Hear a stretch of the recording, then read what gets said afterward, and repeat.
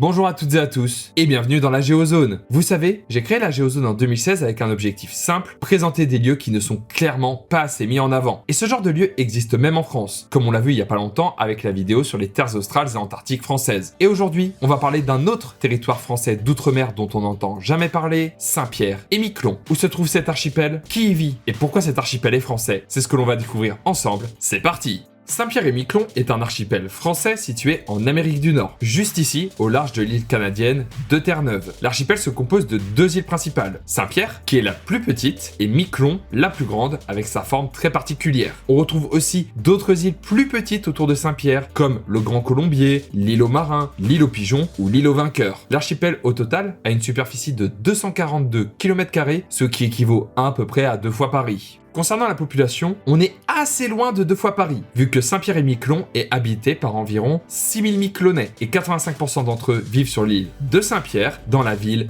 de Saint-Pierre, avec ses 5400 âmes. Les autres vivent dans la deuxième ville de l'archipel, Miquelon-Langlade, sur l'île de Miquelon, avec 600 habitants. Saint-Pierre, en tant que préfecture, possède tous les lieux importants, hôpital, lycée, aéroport, gendarmerie et j'en passe. Penchons-nous maintenant plus en détail sur Saint-Pierre-et-Miquelon. Alors déjà, c'est la seule possession française au nord du tropique du Cancer. Ensuite, l'archipel est composé de deux îles principales, Saint-Pierre et Miquelon, éloignées l'une de l'autre de 5 km. Cependant, Miquelon, ce n'est pas vraiment une île, c'est 3 presqu'îles. Langlade, aussi appelée Petite Miquelon au sud, Grande Miquelon au nord, et la presqu'île du Cap, à l'extrême nord de l'archipel. Petite Miquelon et le Cap sont reliés à Grande Miquelon parce que l'on appelle des tombolos, ce qui veut dire des cordons littoraux sableux ou des isthmes si vous préférez, ce qui est donc très fragile et le réchauffement climatique pourrait bien séparer Miquelon en 3 îles distinctes. D'ailleurs, les tombolos forment plusieurs lagunes, celle du Grand Barachois, qui fait quand même 9 km², ainsi que le grand étang de Miquelon au nord. L'archipel est globalement accidenté, bien moins que Kerguelen et consorts, mais ça reste des îles isolées, battues par les vents, sans grande végétation, même si on y retrouve la seule forêt boréale de France. Voilà, petit fun fact pour flex en soirée. Le climat n'est clairement pas très chaud, il fait en moyenne 18 degrés l'été, mais l'hiver ça va en vrai, avec environ -2 de moyenne. Par contre, il pleut beaucoup, plus qu'à Brest, c'est pour vous dire. Vous vous doutez qu'avec ce climat, on ne retrouve pas la même biodiversité qu'en métropole, avec des phoques, des baleines à bosse ou même des orques.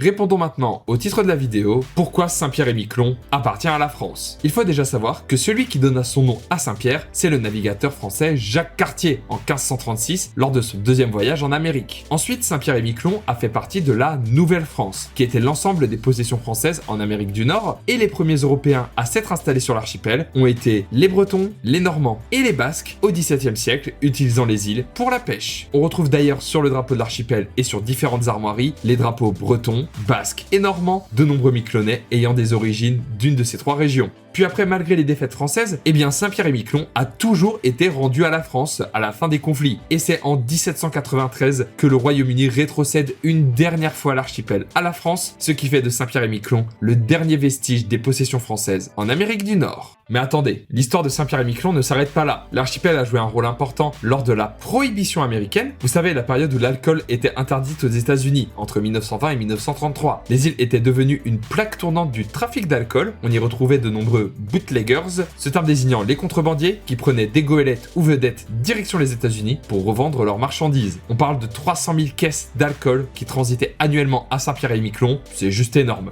Puis pendant la Seconde Guerre mondiale, l'archipel a failli être envahi par le Canada, parce que le régime de Vichy contrôlait Saint-Pierre-et-Miquelon et diffusait de la propagande soutenant les forces de l'Axe. Finalement, cette annexion n'a jamais eu lieu, et le 24 décembre 1941, sur ordre du général de Gaulle, des troupes de la France libre, dirigées par Émile Muselier, débarquent sur l'archipel contre l'avis des Canadiens et Américains, qui étaient pas très chauds. Pourtant, tout s'est déroulé comme sur des roulettes, et Saint-Pierre-et-Miquelon est devenu l'un des premiers territoires à rejoindre la France libre. D'ailleurs, plus de 400 Miquelonnais ont combattu dans les forces de la France libre, et parmi la centaine de Français qui ont débarqué en Normandie en juin 1944, il y avait un Miquelonnais, le quartier-maître René Autin.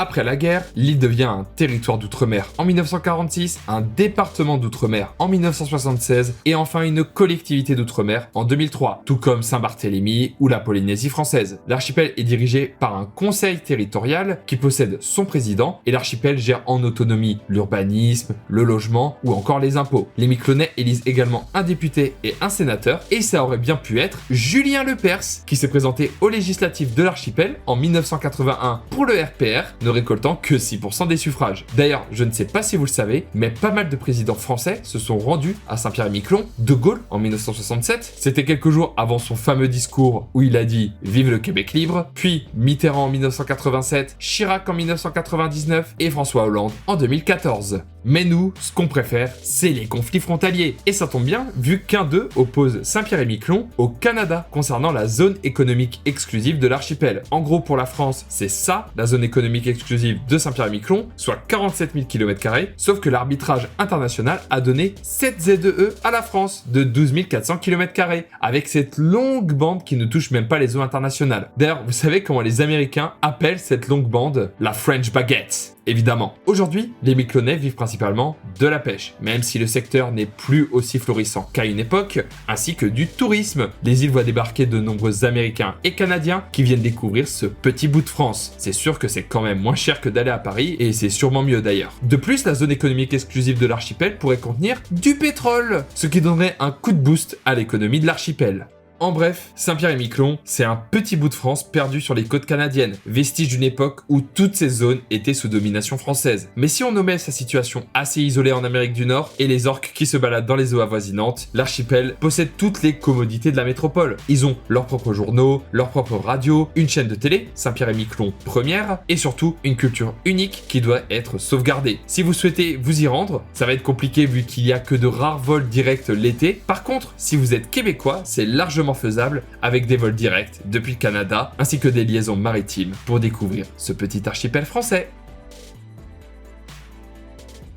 Et vous alors, seriez-vous prêt à vivre sur cette France du bout du monde? Dites-le moi dans les commentaires. Si jamais la vidéo vous a plu, n'hésitez pas à l'aimer et à la partager. Venez me suivre sur mes réseaux sociaux. Et si vous voulez financer la chaîne, ça se passe sur Tipeee. Tout est dans la description. À la prochaine dans la Géozone. Ciao!